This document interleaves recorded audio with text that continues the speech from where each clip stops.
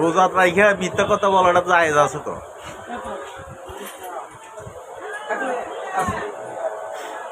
আছে জায়েজ? কিন্তু কাকু জায়েজ আছে নাকি? নাই, সর্বনাশ। আমি জানি যে রোজা রাইখা মিথ্যা কথা বলাটা জায়েজ আছে। মহাপাপ। ওইটা আবার কি খায় না মাথার দে? তো তুমি যে রোজা কর রইলে না, সেটার কি পাপ?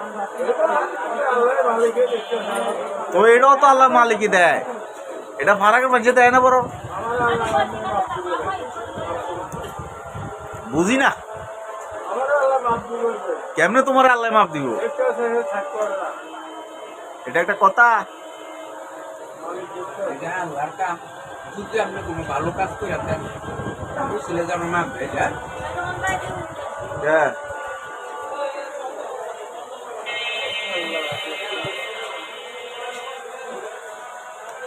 মান ওদের সব দিকে আজি ছেড়ে যায়, ঠিক আছে, আমরা কই যাবো?